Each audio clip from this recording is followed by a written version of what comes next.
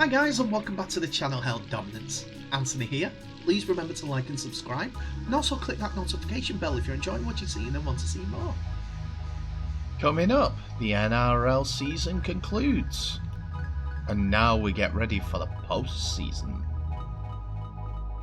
So it's round 25, the final round of the NRL season, regular season, before we get into the playoffs. And it's the Raiders versus the Roosters. And the big name club has failed to get into the playoffs. Roosters coach Trent Robinson described 5-8 Drew Hutchinson's starring role in the 40-6 win over the Raiders in Mackay on Thursday night as definitely his best performance. Hutchinson had 3 try assists, 3 line break assists, and ran for 122 metres as the Roosters climbed into 4th spot initially and ended Raiders' season in the process. Robinson's men will need both the Eels and Seagulls to lose if they are to remain in 4th, but regardless of those results, they take plenty of momentum into the finals after a 7-try romp. Veteran centre Josh Morris, who this week announced his intentions to retire at the end of the season, said he was proud of the way the Rabbitohs had put the emotion of last week's Rabbitohs game behind them and focused on the job in hand. The Roosters, though, trailed 6-0 after 6 minutes when Elliot Whitehead crossed for Canberra, but they hit back through winger Matt Ikuvalu 5 minutes later. Raiders fullback Charles Nickel-Clodstadt was put on report for sliding in and making high contact on Ikuvalu as he grounded the ball, and the Roosters were awarded an 8-point try. Last game of the season. That's a rough one. Adam Kieran missed the kick from the sideline, but landed the extra shot from in front, making it 6-0. So they didn't get the 8 points. They got the 6. 8-point try for those who are new to us. Score. You do your conversion as normal from where you scored, but then the referee after that conversion blows a whistle and awards a penalty for you underneath the sticks. Your team, should I say. You kick straight up. You kick. Double more or less a double penalty. The green machine though hit the front again in the 19th minute after Josh Papali'i powered over from close range, but the lead would have been short-lived as Roosters back rowers celebrated his return from suspension with a try in the 25th minute.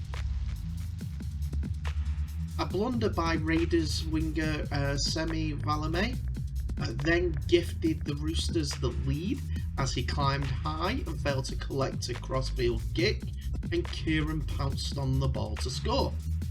On the stroke of half-time, the Roosters extended the lead to 20 points to 12 when Whitehead was pinged for a strip, and Kieran slotted 2 points from directly in front. Kieran continued a superb night for himself when he left Matt Frawley in his wake in the 47th minute to grab his 2nd try, and the Roosters' lead is up to 24 points to 12. Just 5 minutes later, the centre had a hat-trick when he took the final pass off James Tedesco to finish off a 90-metre Roosters raid, getting the ball down despite crashing into the goalpost padding as 3 Raiders tacklers tried desperately to deny him. Handling errors cruelly stopped any chance that the Raiders had of mounting a comeback of sorts, and the game was put to bed when Hutchinson put Ben Mask over for his first career try in the 67th minute before Hanley Smith-Shields grabbed a late consolation effort for Canberra. Tedesco was magnificent again as he ran 244 metres and made 10 tackle breaks, whilst Siasoa Takehayo. I thought I got that. Anyway, I apologise for getting it wrong again. Took 244 metres himself during 21 hit-ups. He stepped up in the absence of Jared Waheru-Hargreaves, who was a late withdrawal. Robertson said the victory would apply pressure to the Eels and Seagulls if they wanted to jump over the Roosters, and were in a position to be in the position they're in, and he was really proud with the way that the guys played. Ricky Stewart, on the other hand, very unhappy with everything. Read his press conference. They are steaming.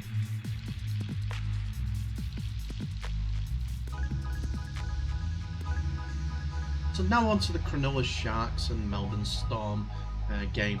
That happened on Friday the 3rd of September, the first game of two that happened on Friday. And Melbourne Storm just needed to win, and hopefully not a 129 point swing. So if they lost by X amount and Panthers won by a lot more, the Panthers would be champions. But they'd have to make up points to do that. And it was a very difficult task, as Panthers were the only ones in reach of actually stopping Melbourne Storm getting their minor premiership championships. And Craig Bellamy expects Ryan Papenhuyzen to grow with confidence after his hat-trick against the Sharks secured the Storm their fourth minor premiership win in 6 years. Friday night's 24 points to 16 results at Super Stadium leaves Cronulla relying on Titans losing to the Warriors, or winning by fewer than 12 points on Sunday, to scrape through into the finals. Things look promising for the Josh Haney coach Sharks as they began with vigour and grit to get into half-time locked at 12-12. But the Storm were resting key players in various positions and were a touch off pace. But a 10-minute burst after the break led to Melbourne boasting a pair of tries and kicking clear of their opponents, who scored at the death. The Storm picked up a few minor bumps and bruises, according to Bellamy, while enforcer Nelson Asafoa Solomona was placed on report for a late hit on young playmaker Luke Metcalf. Asafa Solomona, I'll get that right eventually, had copped 4 charges already in 2021, and even a Grade 1 dangerous tackle offence could lead to a ban. Powerhouse centre Justin Holland was also placed on report for tackling Cronulla back rower Britton Nikora without the ball. Papenhuyzen turned in his most electrifying performance since returning from a concussion layoff in round 19, recording 229 metres, 2 line breaks, 13 tackle busts, and safely diffused several kicks. Bellamy was looking ahead to the first week of the finals matchup with their opponents, either the Roosters or the Seagulls, but acknowledged the efforts required to clinch the JJ Giltinan Shield for the minor premiership. As for Asafa Solomona, who Bellamy told him he just pushed Metcalf, Melbourne have a few more big names in doubt. Bellamy said star winger Josh Adokar was touch and go after a hamstring strain last week, while resting 5'8" Cameron Munster, who has a knee issue, but is expected to be right to play in their next game. Hooker Brandon Smith and front rower Tui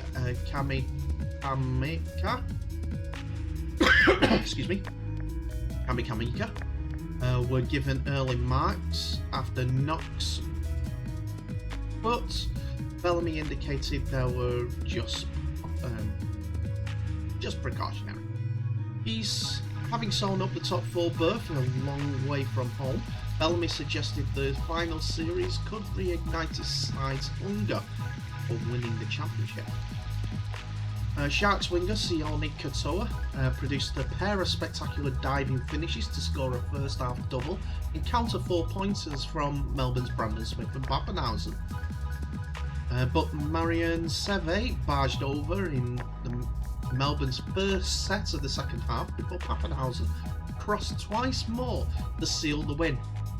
A late try from Cronulla centre Connor Tracy could end up being crucial for his side, with a for and against potentially getting them to the playoffs in eighth place.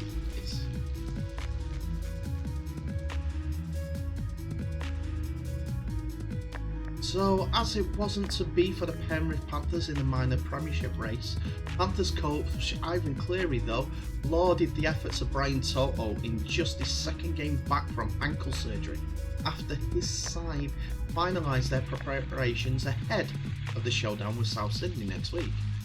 Toto crossed for a first hat-trick of his Telstra Premiership career as the Panthers held off an understrength Eels early before cruising to a 40-6 victory on Friday night.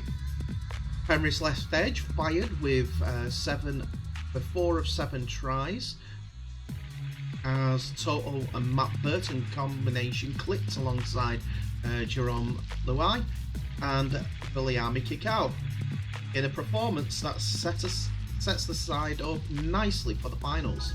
Toto, who missed 5 weeks of the competition with an ankle injury, backed up nearly 300-metre effort last week with another 243-metre effort against the Eels this week. The Panthers' minor premiership hopes would dash before kick-off with Melbourne's win over Cronulla, but Cleary's side is now locked to meet the Rabbitohs in week 1 of the playoffs. Eels coach Brad Arthur's decision to rest several of his stars killed off any chances of a top 4 finish, with Parramatta set to play Newcastle in the sudden death final next week. Cleary's call to play a full-strength side paid dividends, with their attack far better than last week's win over the West Tigers, although they lost Scott Sorensen to a nasty arm injury, which is a suspected dislocated wrist. The Panthers looked in for an easy night when Toto finished off a scrum play 5 minutes into the contest, but the Eels provided some resilience to frustrate their Western Sydney rivals. Parramatta execution struggled with their starting halves, but stand-in captain Will Smith provided some composure alongside Jacob Arthur to ask questions of the Penrith defence early. Arthur helped get the Eels on the board with a deft kick for Tommy Opecic in the 13th minute, but from there the Panthers took control of the game. Nathan Cleary orchestrated a slick pass to send Tavita Pangai Jr. over from short range in another overall performance that boosted his Daily M chances. 5 unanswered tries in the second half ensured that there was no rust for Cleary's outfit ahead of their charge towards the title. Cleary said the Rabbitohs remained a threat despite Latrell Mitchell not being in the lineup following his 6-match ban. The Panthers ended South Sydney's season last year in the preliminary final as well,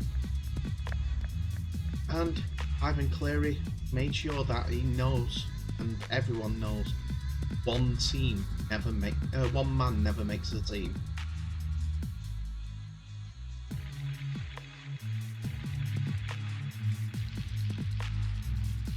Alex Glenn fittingly finished his career on a high as the Rabbitohs bound pivot Anthony Milford put on a clinic to inspire the Broncos to a victory over the night.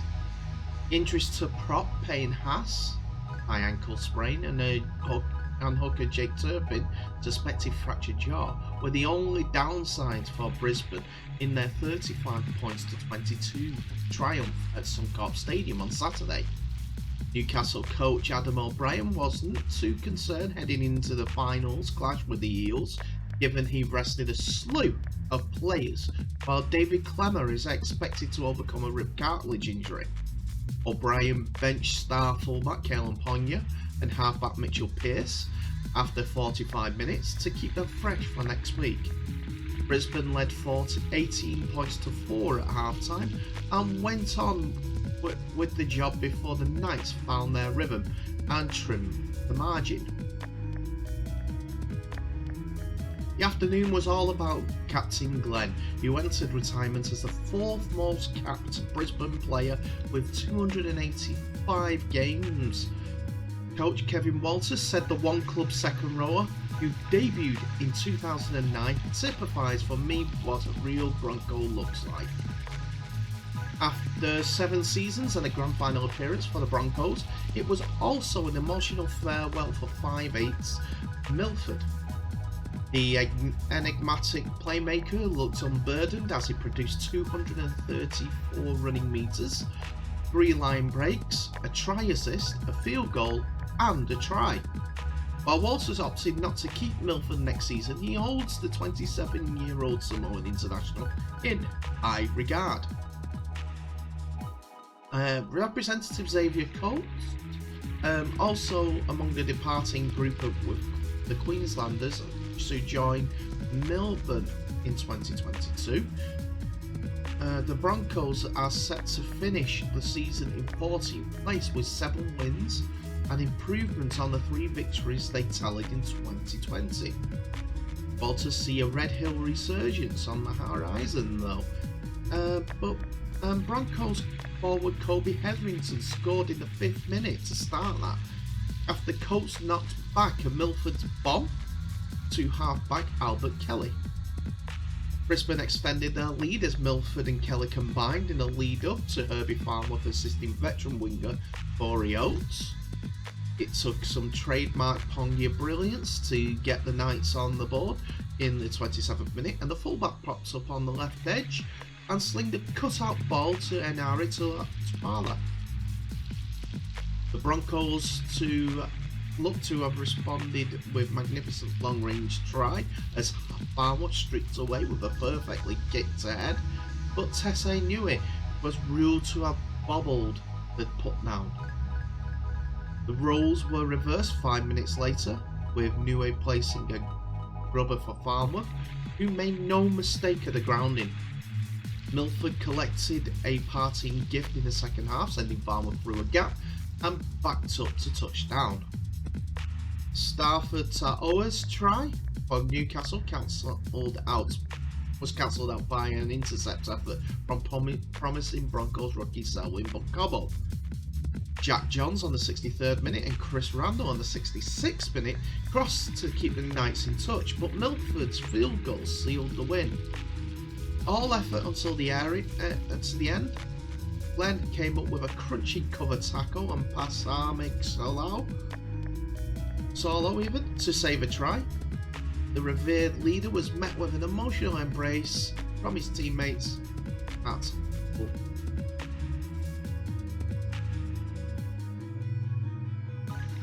So this was not quite a one-sided affair, but to sum it up, Tom Trbojevic scored a hat-trick, laid on 2 tries, and winger Ruben Garrett set a new record for the most points in a regular season as Manly cemented 4th spot with a razzle-dazzle 46 points to 18 triumph over North Queensland. The win at QCB Stadium on Saturday ensured the Seagulls will play Melbourne in the opening round of the finals, but it wasn't as easy as the scoreline suggests, with the Cowboys trailing by just 10 points with 10 minutes to play. Trbojevic scored arguably the individual try of the season, beating 9 defenders and finishing off what was probably the best try of the year as Manly stormed home to become the first team since the 2005 Dragons to lose their first 5 games and make the top 4. He also laid on one for his brother Jake's 2 tries and put captain Daly Cherry Evans over to finish the season with a remarkable 25 tries, 30 try assists, and in just 15 matches. Garrick eclipsed Canterbury great Hasim El Masri's tally of 288 points in 2004 as the most points in a season by any player, and he also became the first man to score more than 300 points in a regular season, finishing with 304 points. The Sea Eagles received a wake-up call just at the 3rd minute when teenage speedster Amiso Tabayo Vidal picked up a loose ball and sprinted 95 metres to the try line. Manly wingers Jason Saab, whose top speed was 38 km per hour, is a second fastest recorded this season behind Josh Arnold-Carr's 38.1. Appears set to run down Vidal's down, but the Queensland origin star fended him off before crossing to score. Vidal made another break soon after, but his season finished in just the 9th minute when he limped from the field with a hamstring injury, and Valentine Holmes shifted back to fullback with Jake Granville replacing him at right centre. Saab levelled the Manly level for Manly when he outlet opposite winger Murray Talagi to snatch a crossfield bomb from Daly Cherry Evans for his 23rd try of the season, 22 of which have been scored in 14 matches. The 14 of the matches he's played alongside Trbojevic. Rookie centre Darjan Assi bombed a chance to put North Queensland back in front when he lost the ball reaching for the try line in the 29th minute after a Holmes break, and the Seagulls began to gain the ascendancy after this. After failing to complete 5 of their 13 sets of possession, Manly completed the next 10 before half-time, and a decision to kick the ball into touch on the 37th minute by the Cowboys 5'8" Scott Drinkwater proved costly. Combining with Daly Cherry Evans and veteran 5'8" Kieran Foran, Trbojevic burst through the middle of the ruck to lay on another try for his brother Jake in the 38th minute, and scored himself from an identical play just before the half-time siren. Despite trailing 18 points to 6 at the interval, the Cowboys weren't deflated when they began the second half, and former New South Wales origin pro Jordan McLean forced his way over for a try in the 48th minute. That was his first try in 57, if I'm right. Centre Murray Tuilagi also almost scored with another Cowboys try 5 minutes later when he intercepted Cherry Evans' pass 15 metres out from the North Queensland line, but Saab managed to run him down just short. Stunning piece of athleticism from Sea Eagles second rower Awamole Olakato helped extend Manly's lead in the 58th minute after he stopped Cherry Evans' grubber going dead by batting the ball back into the in-goal area for Jake Trbojevic to dive on it and score. However, the Cowboys ensured they had to work for the win, and second row Ben Corden beat Garrick to the ball to a loose ball to score in the 63rd minute after Holmes grubbered into the legs of Cherry Evans and towed the ball again ahead of him for the try. Garrick though made amends soon after when he latched onto Cherry Evans' crossfield kick at pace to score, and Tom Trbojevic then put paid to any thoughts of an upset win by the Cowboys when he beat 9 defenders to grab his second try 5 minutes before full time. Cherry Evans sealed the win in the 78th minute after backing up a break by Trebojevic before turning provider to this try.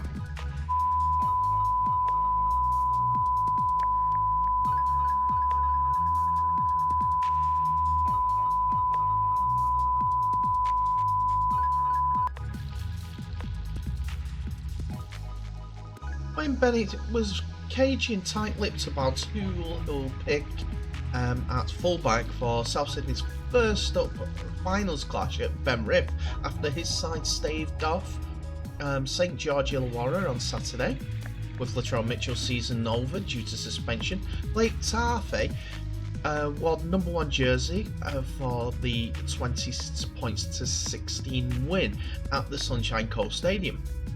Bennett saw some things that he liked, and there was a couple of things that he didn't from the 22-year-old, who tallied 96 metres rushing and a try assist. Meanwhile, Benji Marshall masterfully guided young halfback Lachlan Ellis, who is earmarked as the heir apparent to the Brisbane-bound Adam Reynolds, through an impressive debut. Rabbitohs cruised to a 20 points to 0 lead, but the Dragons pinched 3 late tries with exciting rookie fullback Tyrrell Sloan bagging a quick-fire double to finish off the match with a flattering scoreline. Marshall's dependability gives Bennett the option of starting the veteran in the halves and moving Cody Walker from 5'8" to fullback, as he did for the 3 matches earlier in the season. The super coach also switched Alex Johnson, this season's top try scorer for the Souths, from the left wing to the custodian's role. Asked about Taft's performance, Bennett said he needed more consistent game time due to the COVID-19 impact on the second tier and junior representative competitions for the past 2 years. It's only been a fortnight ago that Panthers halfback Nathan Cleary terrorised the South Sydney's back 3 with towering bombs, something that could play into Bennett's call on Taft. Illis earned praise from the mentor for a good, steady display in which the 21-year-old was very confident in what he did. He opened the scoring off his own grubber in the 6th minute as he showed silky skills with a hand in another 4-pointer. He helped to sew up the victory. Ilias was benched at the 60th minute mark after this, as he suffered from cramps, not surprising, given the lack of match fitness due to the New South Wales Cup cancellation in July. Young hooker Peter Mamouzelos cranked out 50 tackles in 66 minutes and received a special mention from the coach. So there we have Peter Mamouzelos and Lachlan Ilias. Both would have been playing for Greece during the 2021 World Cup, so possibly get a call up in 2022. Marshall went off for the last 14 minutes with Ilias brought back into the frame with a minor ankle injury. However, he told Fox Sports he could have gone on if needed. Despite resting a litany of stars including Reynolds, Walker, Damien Cook, Cam Murray, Dane Kagai and Tom Burgess, the Rabbitohs mostly untroubled and scored 3 tries from Dragons' errors. Ilias regained his kick after a fumble by winger Michele Ravalawa before Jared Beale dropped the ball 35 metres out from his own line, gifting Rabbitohs counterpart Campbell Graham a 4-pointer. Sloan committed an unfortunate blunder on the 27th minute, spilling a Marshall bomb under the pressure from teammate Matt Fargate. Let's get him right for once. And Graham completed his fortuitous double. A slick left edge move in which Ilias and Taft channeled Walker and Mitchell led to a Tane Milner crossing out wide just after half time. A nasty head clash between Tariq Sims and Jacob Horsest caused a deep laceration to the lip of the Dragons enforcer, who failed an HIA also. St George Illawarra's forward Josh Maguire was then sin-binned on the 66th minute for a high shot on Mamuzelos. That could incur the wrath of the match review committee. Sloan continued to push his case before pushed his case for being the long-term Dragons fullback as he first touched down off a kick before racing away after Jack DeBellin inside ball pass came to him to give the Red V fans some hope. Rabbitohs forward Jed Cartwright sustained a sternum injury in the closing stages before Ravalawa trampled Tafe to set up an exciting finish, only for the game to end with St George Illawarra's error. For the Dragons, it was a disappointing end to the season that promised so much, but fizzled out after the infamous barbecue incident in the end of July.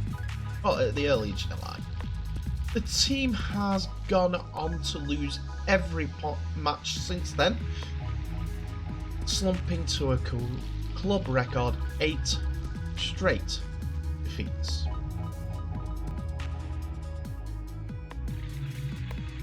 So, Jayden Campbell played to his infinite potential and well above his paycheck to shoot the Titans into the finals for the first time in 5 years, while also delivering the last rites on Coronola's gutsy campaign.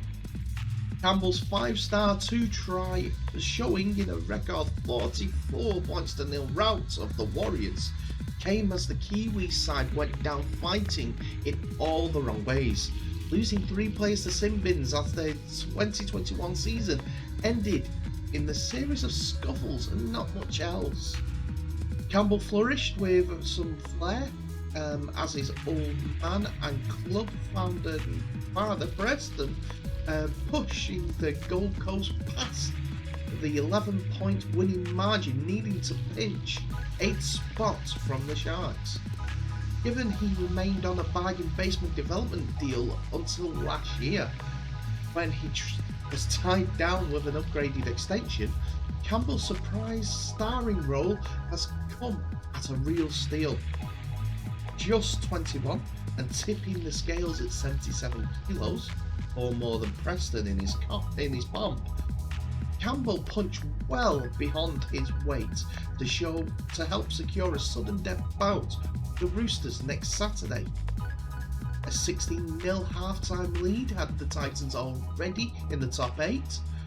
Another couple of tries put the Gold Coast first finals berth since 2016, before a series of blow-ups with the game gone saw the Warriors Jazz Tavenga,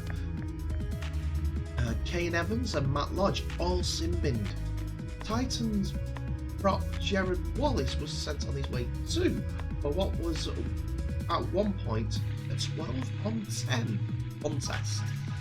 Lodge gave Gold Coast fans the middle finger on his way off the paddock, the locals unperturbed by the higher 10-14 regular season record that ranks at the worst in any finals bound side in the NRL. 10 wins, 14. But given it is just the Titans' second post-season foray since Campbell Sr. featured in the club's all-too brief 2009-2010 golden period, Justin Holbrook, the coach of the Gold Coast Titans, will take it. Marquee benchman David Fafita continued his try-scoring exploits as a weary Warriors outfit, nabbing simple tries in each half to take his season tally to 17, a Gold Coast record. Campbell's 6-minute grubber and go from dummy half got the Gold Coast rolling early as a typical Wild Titans ride kicked off. Campbell's 6-minute grubber. Campbell has earned himself a number 1 showdown with Roosters linchpin James Tedesco next week, though the match review committee will decide whether the fellow playmakers Mitch Rain and Jamal Fogarty are available for Saturday's sudden death stoush. Both were excited within the first 10 minutes with Fogarty's dangerous lifting tackle looking more serious than Rain's contact on Reece Walsh's leg as he launched an early bomb. Excuse me. Evans' elbow on Bo Fermor and Lodge high tackle on Wallace also wound up on reports once the game was long gone. In reality, that at that point came and gone in the 19th minute when Rain burrowed over from close range, the 12-point lead lifting the Titans above Cronulla on the ladder via points differential. As errors, penalties and ruck infractions all mounted up, the Kiwi side ended up making more tackles than their opponent, and Campbell obligingly carved up a tiring defence as a result. Vita strolled over untouched after one such break before half-time, then crashed his way through upon the resumption. Campbell played a lead hand in Brian Kelly's 53rd minute 4-pointer, with the next 15 minutes descending into threads of fisticuff on not much else. The youngster's second try, an 80-metre runaway effort, brought an end to the melodrama, not least because the defenders and attackers alike couldn't keep up with the latest Campbell's headwire.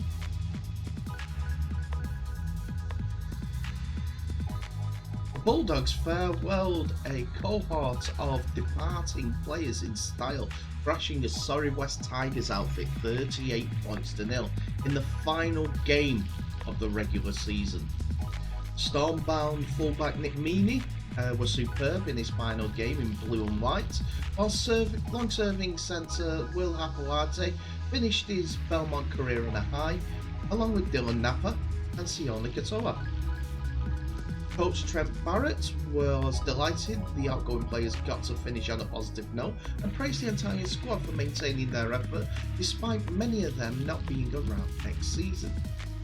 The horror afternoon for the Tigers was compounded by a possible serious injuries to Tommy Talau, who limped off in the first half with a suspected ACL injury that would delay the start of his 2022 season, if confirmed, while Jake Simpkin came off early in the second half with a possible shoulder complication.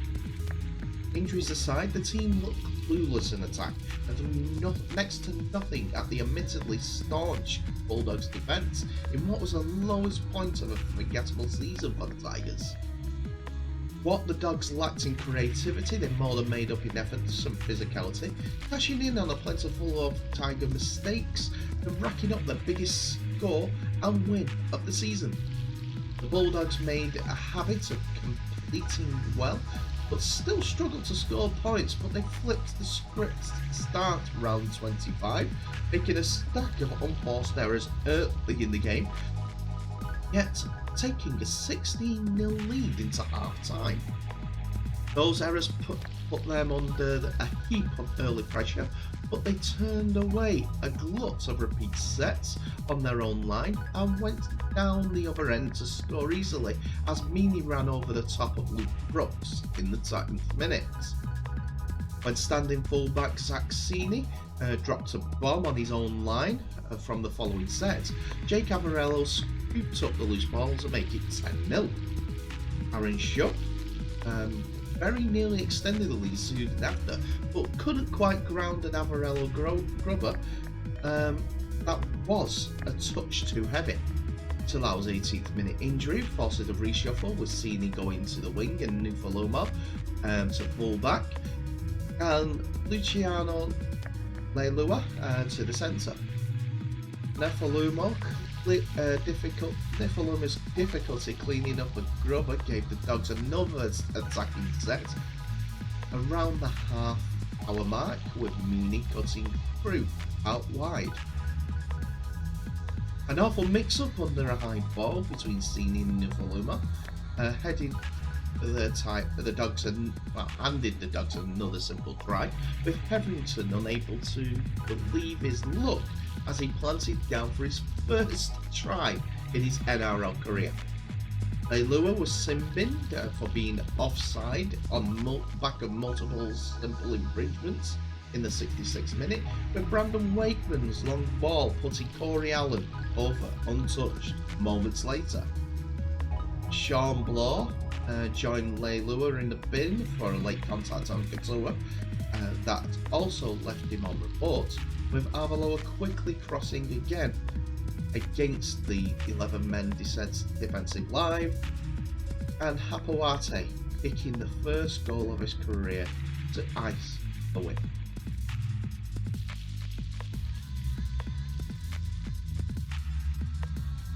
And there you have it, ladies and gentlemen, the regular season's over, but we have the final series for the grand final to come, and it's looking like some great games that are coming across.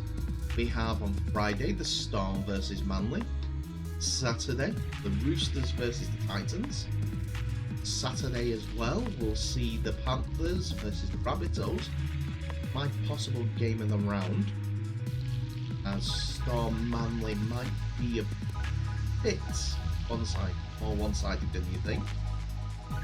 I'm going play close. And Parramatta versus the Knights, which Knights have got a possibility of winning.